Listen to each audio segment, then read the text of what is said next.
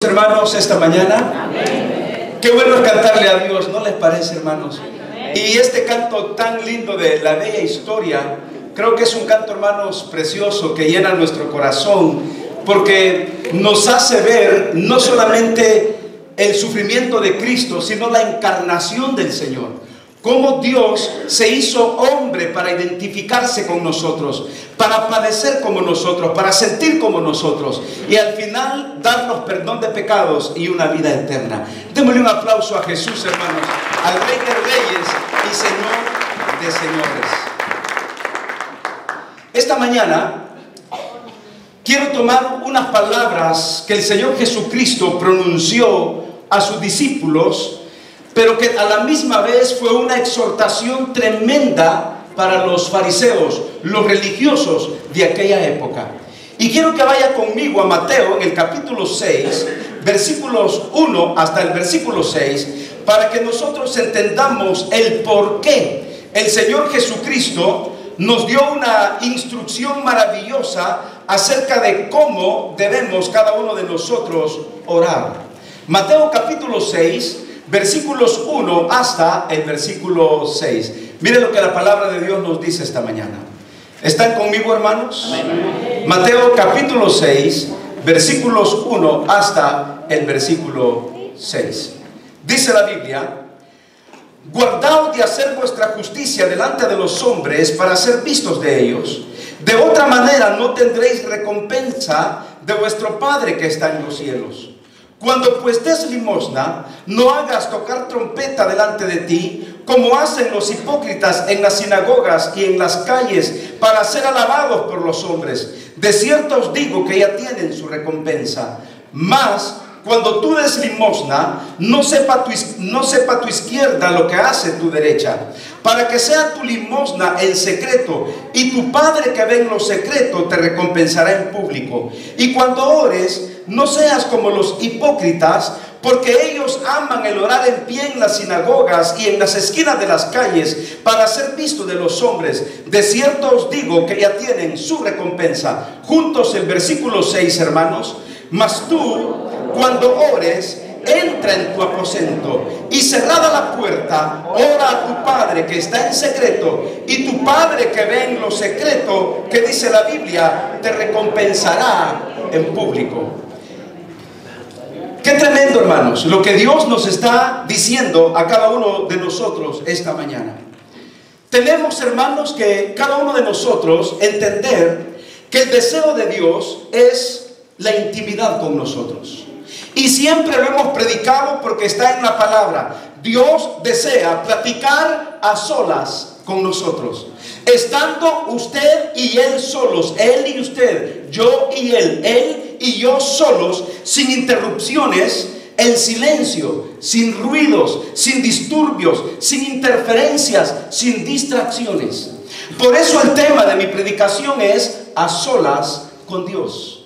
Cuando hablamos de a solas con Dios, cuando usted piensa en esto de a solas, ¿en qué piensa? Me imagino que usted piensa en un tiempo de quietud, es decir, tener un momento de calma, un momento de poder escuchar y un momento de ser escuchado. En otras palabras, es un momento de plática íntima. Cuando hablamos de estar a solas con alguien, o en este caso de estar a solas con Dios, estamos hablando, hermanos, de abrir el corazón. Estamos hablando de sincerarnos con Él, de escucharlo a Él, de que Él nos escuche a cada uno de nosotros, que Él escuche sus inquietudes, nuestras necesidades, nuestros sentimientos, pero a la misma vez estamos diciéndole al Señor: queremos escuchar tu tierna voz. Queremos escuchar tus deseos. Queremos escuchar los planes maravillosos que tú tienes para mi vida. Por eso es que a solas con Dios significa un momento de quietud, un momento de paz, un momento en el cual usted dice: este momento lo dedico para platicar con Dios. Me voy a concentrar en que Él hable a mi vida, que Él hable a mi corazón. Pero también me voy a concentrar en decirle todo lo que hay en mis sentimientos de amor para Él, voy a decirle que lo amo, voy a decirle que lo necesito en mi vida, voy a decirle que Él es todo para mí, voy a decirle que no hay otro Dios más grande como Él, y abrimos el corazón para platicar con Dios. Cuando estamos a solas con alguien, o cuando algo es demasiado importante para platicarlo a solas con alguien, usted no quiere interrupciones, usted quiere tranquilidad, porque usted quiere poner atención, porque usted quiere dar atención, porque usted quiere que le escuchen, porque usted quiere ser escuchado. Ahora, el Señor Jesús nos instruye de cómo debemos estar a solas con Dios. Mira lo que dice el versículo 6. Cuando ores, ¿qué dice la Biblia? Versículo 6. Mas tú, cuando ores, entra en tu aposento y cerrada la puerta, ora a tu Padre que está en secreto, y tu Padre que ve en lo secreto, que dice la Biblia, te recompensará en público. ¿Cuál era el problema de los fariseos? En el versículo 5, ¿cuál era el problema de estos religiosos? Y cuando ores, no seas, estamos en el versículo 5, no seas como quienes, hermanos. Ahora, la palabra hipócrita, ¿no cree usted que es fuerte? La palabra, que le digan a uno, ay, eres un hipócrita. Y más cuando la esposa se lo dice a uno, hermanos. Porque no crea usted que se lo dice, ¿cómo estás, hipócrita? No, se lo dice con uñas de gata y todo. Eres un hipócrita. Y te deja el arañazo en la cara. Es un hipócrita, hipócrita. Esa palabra hipócrita es una palabra que describe a una persona falsa, a una persona de vanos sentimientos, describe a una persona exhibicionista, describe a una persona que presenta un carácter y sentimientos y una personalidad diferente a lo que realmente Él es en su corazón. Y los fariseos tenían, hermanos, una conducta para con la gente, pero una conducta para con ellos mismos totalmente diferente. De tal manera que dice la Biblia, cuando ores, dijo Jesús, no seas como estos hipócritas, porque ellos aman el orar en pie en las sinagogas y en las esquinas de las calles para ser vistos de los hombres. ¿Y qué dijo el Señor? De cierto os digo, ya tienen su recompensa. Qué tremendo, mis queridos hermanos. Si el Señor está diciendo esto, es porque este grupo de fariseos tenían como columna vertebral tres cosas. Número 1, el ayuno. Número 2, las limosnas. Y número 3, la oración. Y en estas tres cosas, del ayuno, las limosnas y la oración, Jesús les dice que eran hipócritas. Porque cuando hacían ayuno, hermanos, fingían sus rostros. Andaban así como todos demacrados, como que tenían meses sin comer. Hasta se pintaban aquí como las hermanitas aquí que se echan en la ceniza, esto que se ponen aquí abajo. Y estos fariseos, hermanos, andaban hasta demacrados y andaban como deambulando en las calles. Estoy en ayuno. Los que han hecho dieta se han dado cuenta de que es feo estar a dieta, ¿no? ¿Cuántos han estado a dieta? Levanten su mano. Yo no la levanto porque nunca he estado. ¿Ya ven? Por eso estamos como estamos. Solo 5 personas han levantado su mano. Hermanas, hermanos, miren, eso de estar a dieta, después de 5 días el cuerpo ya lo siente. Yo a muchas de ustedes las he visto aquí cuando entran, hermanos, y que me saludan. Hola, hermano, paz. Pues así andaban los fariseos. Andaban, hermanos, simulando algo que no sentían. Y cuando ellos ayunaban, se lo andaban diciendo a todo el mundo. Y cuando daban limosna, le decían a todo el mundo: hey, yo di tanto, yo le ayudé a fulano de tal. Y ahora Jesús llega a la oración y les dice: ustedes cuando oren no sean como estos hipócritas que aman el orar en pie, alzar la voz y ponerse en las esquinas para ser vistos de los hombres. De cierto os digo que ya tienen su recompensa. Religiosidad, religiosos, pero vacíos vacíos del amor de Dios. Hay tanta gente religiosa hoy en día que proclama un buen cristianismo, pero están vacíos de la comunión con Dios. Lo que ellos querían era ser vistos de los hombres, ser alabados de los hombres. Pero yo les digo una cosa, mis hermanos: la gloria de los hombres para con los hombres termina aquí en la tierra para con los hombres. Pero cuando usted le da la gloria a Dios, esa gloria trasciende hasta la eternidad por los siglos de los siglos. No permita que la gloria se quede aquí en la tierra. Cuando usted tiene una oración sincera con Dios, la oración llega al trono de Dios y Dios comienza a abrir su gracia en favor de cada uno de nosotros. Pero cuando esas oraciones son fingidas, como la de los fariseos hipócritas, esas oraciones no pasan del techo de la casa. Pero cuando tú oras y entras en tu aposento y oras a tu Padre que está en lo secreto, dice la Biblia que Dios te recompensa en público, porque Dios contesta tus oraciones. Qué importante es entender que es como que si Jesús estuviera diciendo, mire, el versículo 6, mas tú cuando ores, entra en tu aposento, ¿y qué dice la Biblia? Y cerrada la puerta, ora a tu Padre que está en secreto, y tu Padre que ve en lo secreto te recompensará en público. Es como si Jesús estuviera diciendo, hermano, cuando ores, apártate a solas, cierra la puerta detrás de ti y ora a tu Padre en privado.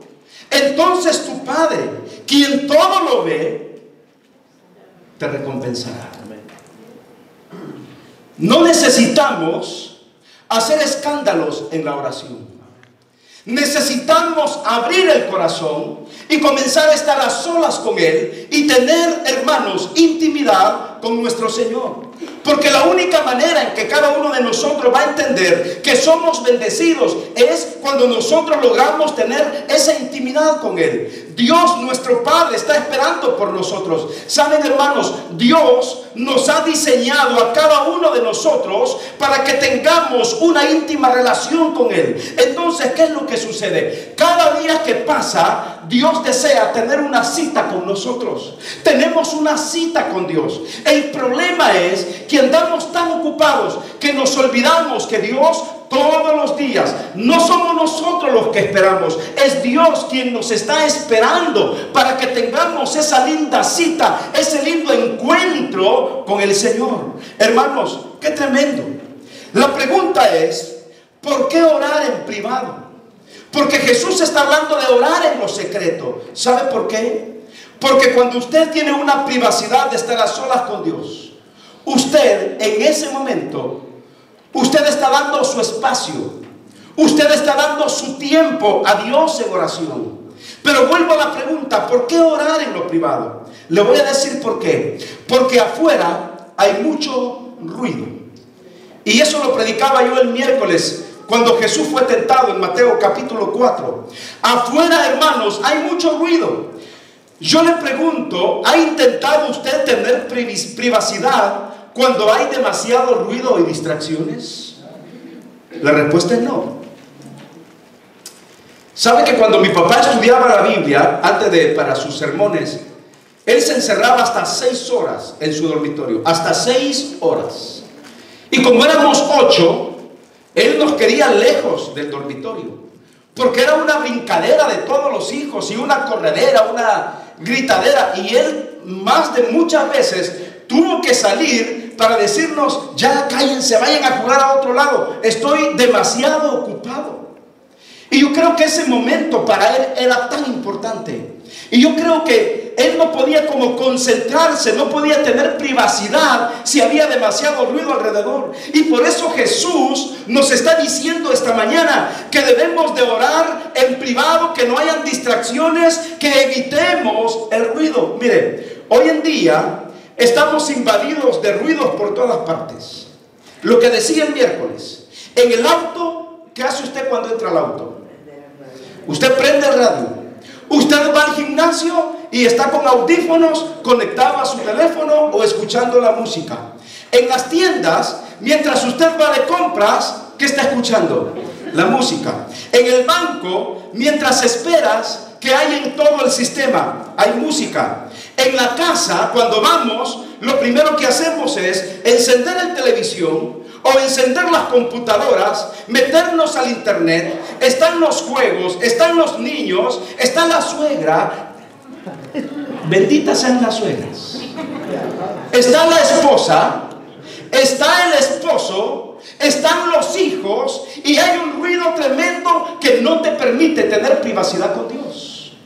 Mis hermanos, el Señor por eso nos está diciendo esta mañana que necesitamos salir del ruido. Es más, muchas veces nuestra propia vida es un montón de ruido que no nos permite tener privacidad con Dios. ¿Cuáles son aquellos ruidos en nuestras vidas que no nos permiten tener privacidad con Dios? Los malos hábitos. Hermanos, hay hábitos que tenemos que romper con ellos, cortar con ellos.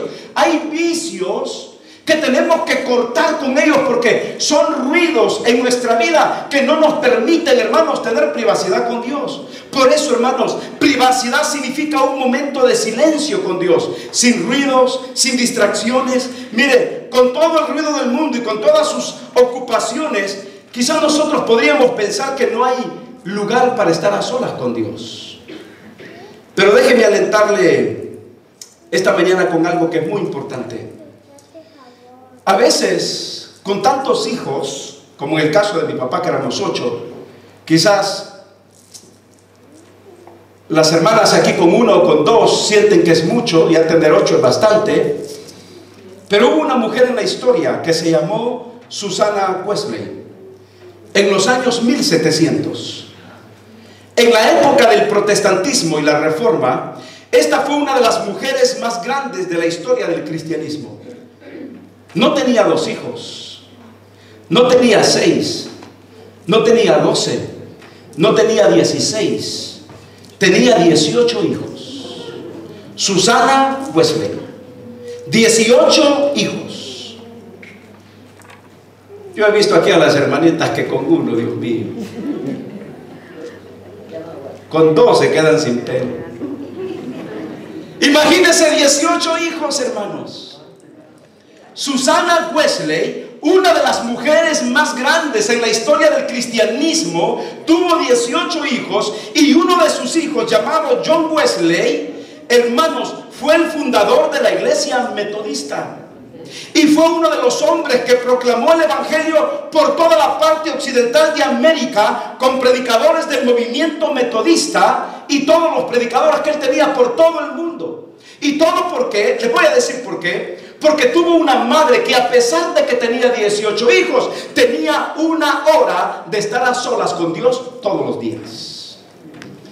También su otro hijo, Charles Wesley, escribió más de 6.500 himnos. Charles Wesley. ¿Sabe? Hay un canto que cantamos casi todas las navidades, que es de Charles Wesley. Es el canto "Se oye un son en alta esfera". ¿Quién no ha escuchado ese canto? Se oye un son en alta esfera, en los cielos, gloria a Dios, en la tierra. Como yo no viví en ese tiempo, pero lo hemos cantado aquí en la iglesia, que es un canto maravilloso. Ahora, imagínense ustedes, hermanos, Susana Wesley con 18 hijos. Cuenta su biografía que Susana Wesley, ella se sentaba en su mecedora favorita todas las tardes. Se ponía su delantal sobre su cabeza por 1 hora.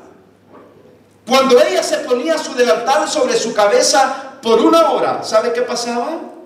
Los hijos sabían que la mamá con el delantal en la cabeza significaba: ningún niño moleste a mamá o muere.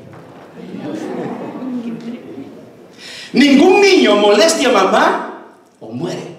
Estaban tan sentenciados los hijos de Susana Wesley que esa hora era para estar platicando con Dios.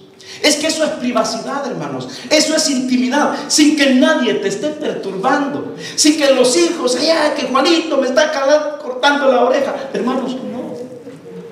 ¿Saben por qué? Porque muchas veces cuando hay interrupciones de los niños, Cuando usted quiere leer la palabra y está la televisión enfrente. Cuando usted quiere escuchar un buen mensaje a través del internet o algo, no tiene que haber distracciones. Si usted quiere estar a solas con Dios, haga lo que esta mujer hacía. Claro, yo sé que aquí las mujeres ya no usan delantales porque ya no cocinan. Todo es, hermanos, fuera. ¿Saben cocinar, hermanas? Sí. Por eso hoy vamos a comer una comida tan rica, hermanos, al mediodía. Porque todavía las hermanas de la Esperanza Viva se ponen delantales. ¿Vean, Birnita? Todos se ponen delantales. Y eso es bueno.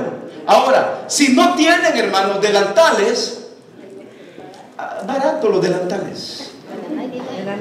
Pero la señal para Susana Wesley no era solamente usar un delantal, sino ponérselo así en la cabeza. Y cuando los niños querían acercarse y veían el delantal, no, me muero si me acerco donde está mi mamá. Hermanos, yo creo que tener privacidad con Dios, tener una cita a solas con Dios, debe ser lo más maravilloso que cada uno de nosotros debe imitar de esta mujer. ¿Sabe que Jesús indica que Dios no se agrada de lo público y escandaloso de las oraciones como los fariseos? ¿Sabe que rechaza a Dios?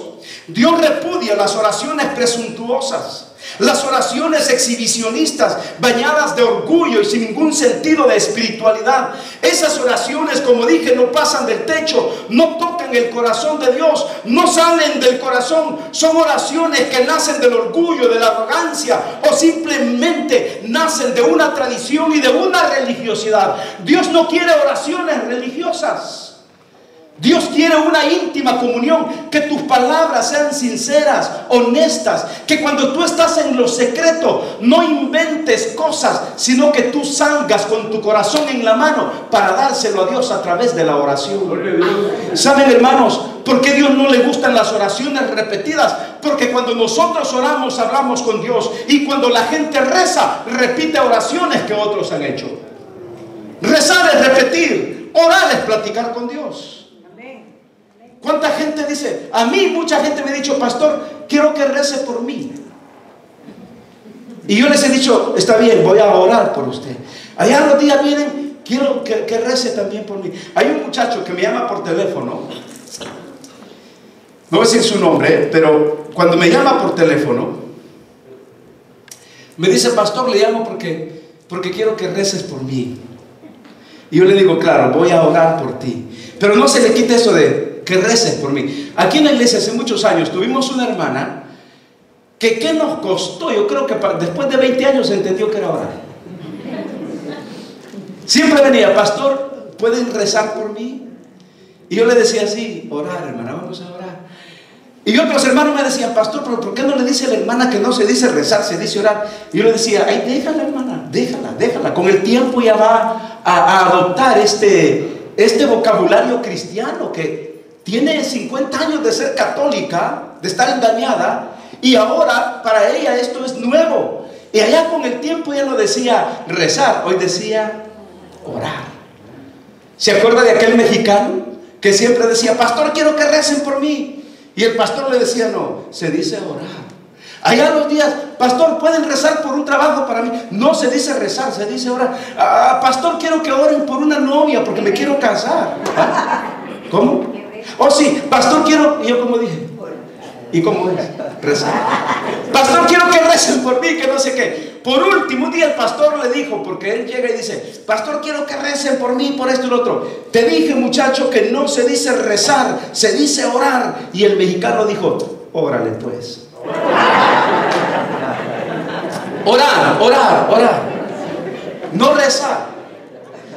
Rezar es repetir, orar es platicar con Dios. Por eso a Dios no le agradan las oraciones prefabricadas. Hermanos, cuando la gente va a las misas, a los rezos, ¿qué es lo que dicen?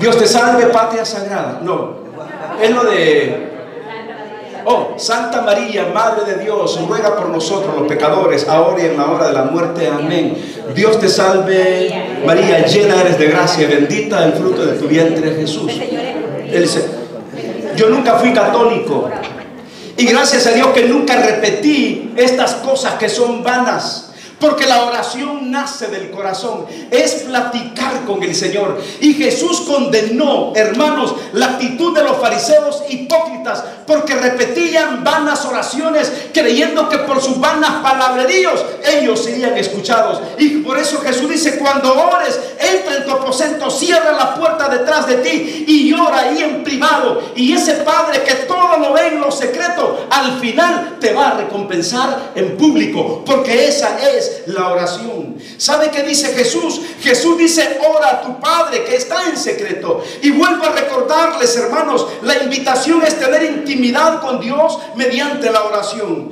Pienso, hermanos, en un ejemplo modelo del Antiguo Testamento. Cuando yo voy a Éxodo, y quiero que lo busque conmigo, en Éxodo capítulo 33, versículo 11, hay algo interesante, hermanos. ¿Qué modelo más precioso podemos encontrar en Éxodo 33:11? ¿Están conmigo? Muy bien, dice la Biblia, Éxodo 33:11. Y hablaba, ¿están conmigo? Y hablaba Jehová a Moisés cara a cara, como habla cualquiera a su compañero. Y él volvía del campamento, lea conmigo esta parte final. Pero el joven Josué, hijo de Nun, su servidor, nunca se apartaba de en medio del campamento. Y yo creo que Jesús pensaba en hombres como Josué, que dice la Biblia que cuando Moisés venía de hablar cara a cara con Dios, como con quien habla un compañero con otro, dice que cuando él volvía encontraba a Josué que no se apartaba de en medio del campamento.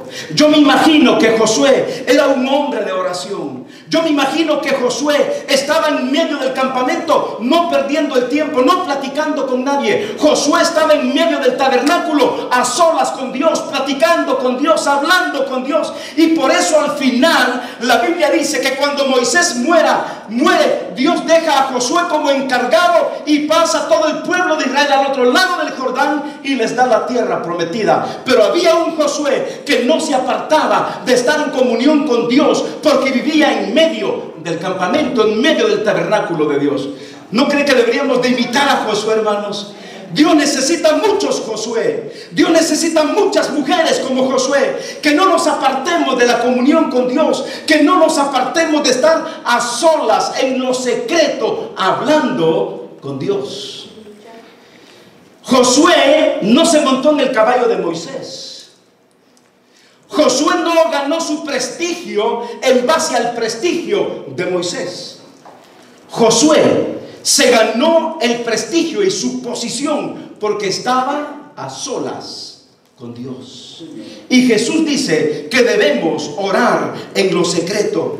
Jesús sabe que estar a solas con Dios, hermanos, es entrar en lo secreto con Él. Podemos hablar de corazón a corazón. Estar a solas con Dios significa intimidad, significa abrirnos sin esconder nuestros secretos. Es saber entrar en lo íntimo de su corazón y conocer su gran bondad, su gran gracia, su gran fidelidad, su gran amor y su ternura para con nosotros. Jesús sabe que estar en lo secreto con Dios, hermanos, significa gozar de su presencia. Significa inyectarnos de fe y de amor. Significa descubrir el corazón de Dios. Porque cuando usted ora, usted descubre el corazón de Dios. Y le digo una cosa, hermano: entre usted más conoce a Dios, más ganas le darán de estar con Dios. Porque esta es una realidad que usted no puede negar. Entre más usted conoce a Dios, más ganas le darán de estar con Dios. Entre más conoce al hombre, entre más conoce al hombre, menos ganas le dan de estar con el hombre. Iba a decir su esposo, pero no lo dijo. No, porque quería que ustedes lo terminaran de decir. Entre más conocemos al hombre, menos ganas nos dan de estar con el hombre. Porque el hombre es mentiroso, el hombre es mañoso. ¿Sí me entienden? Porque el hombre es astuto, porque el hombre está lleno de mentiras y de ruidos, pero no así Dios. Entre más conoces a Dios, más ganas te dan de estar con Dios. Ahora yo pregunto, hermanos, ¿Qué dice Jeremías 33:3? Por eso él dice: clama a mí y yo te responderé y te enseñaré cosas grandes y ocultas que tú no conoces. Termino con esto. ¿Cuáles son los beneficios de estar a solas con Dios? La oración nos fortalece para los momentos de prueba y debilidad. La oración nos prepara para las grandes batallas espirituales. La oración nos anima cuando Satanás viene y golpea nuestro corazón. ¿Sabe qué más hace la oración? La oración nos inspira a seguir adelante cuando todos se han ido y nos hemos sentido abandonados. La oración nos da esperanza. Y hablo de una esperanza real. Hermanos, la oración nos da esperanza. Y hablo de una esperanza real. ¿Sabe qué dicen los ateos y los agnósticos? Ellos dicen que nuestra esperanza es como construir castillos en el aire, que nuestra esperanza son como castillos de arena. Y yo le digo a los ateos y yo le digo a los agnósticos esta mañana que la esperanza del cristianismo es lo más real que los hijos de Dios podemos disfrutar. La esperanza en Cristo. Los ateos y agnósticos y mucha gente del mundo son optimistas, pero no tienen esperanza. Porque ¿cuál es la diferencia entre el optimismo y la esperanza? El optimismo se basa en instintos de posibilidades, en un tal vez, quizá, podría ser, a lo mejor las cosas salgan bien y me siento optimista. La esperanza es totalmente diferente. El optimismo se basa en cosas irreales, en presunciones, pero la fe, la esperanza se basa en realidades, se basa en las promesas que Dios nos ha dejado en su palabra. Si Dios ha dicho esto, Dios lo hará. Si Dios dice que nos va a cuidar, Él nos cuida. No somos optimistas, somos hombres y mujeres con esperanza. Yo le pregunto a los ateos, díganme ateos, ¿qué han hecho ustedes por la humanidad? Los ateos no han hecho nada, nunca han sanado un corazón, nunca han sanado las heridas de alguien, nunca han construido hospitales, nunca han hecho nada, y es más, se la pasan peleando con un Dios que ni conocen. Eso es absurdo. Lo más estúpido que yo puedo escuchar es a ateos peleando con un Dios que jamás han conocido. Y esa es una gran verdad. Mi fe, mi cristianismo, mi esperanza no se basa en el optimismo, se basa en las promesas que Dios me ha dicho en su palabra. Por eso, hermanos, encontramos en la Biblia aquello que dice la palabra de Dios: los que miraron a Él fueron alumbrados y sus ojos no fueron avergonzados. Este pobre clamó a Jehová y lo oyó Jehová y lo libró de todas sus angustias. Mi esperanza no se basa en un optimismo, se basa en las promesas de la palabra de Dios. Denle un fuerte aplauso al Señor, hermanos, porque tenemos un Dios de toda esperanza. Por eso nuestra oración, dice la Biblia, como dijo Jesús, tiene que ser en secreto. Termino con esto. Si mi esperanza es real, el cáncer no es más grande que mi esperanza. La diabetes no se sobrepone entre mi esperanza y Dios. La parálisis que puede haber en mi vida no se interpone con mi esperanza. Mi esperanza es más grande que los problemas del corazón que yo tengo. La esperanza es más grande que mi diabetes. La esperanza es más grande que mi gastritis. La esperanza es más grande que mis problemas cerebrales. Mi esperanza sobrepasa cualquier enfermedad, porque Dios nos ha dicho: no temas, yo estoy contigo. Yo soy tu Dios. Yo soy tu Dios. Aún en momentos de muerte, la muerte no acaba con mi esperanza. Los ateos no acaban con mi fe. Los agnósticos no acaban con mi esperanza. Si yo oro al Señor y me meto en esa recámara secreta de la oración, al final Dios dijo: y mi Padre que te ve en lo secreto te recompensará en público. Que el nombre de Dios sea bendito por los siglos de los siglos. Amén. Y gloria a Dios por nuestro Dios que tenemos. Cierre sus ojos y vamos a orar. Padre, gracias. Gracias por tu palabra. Gracias, Señor, por todo tu amor. Y gracias por todas tus bendiciones. Te amamos.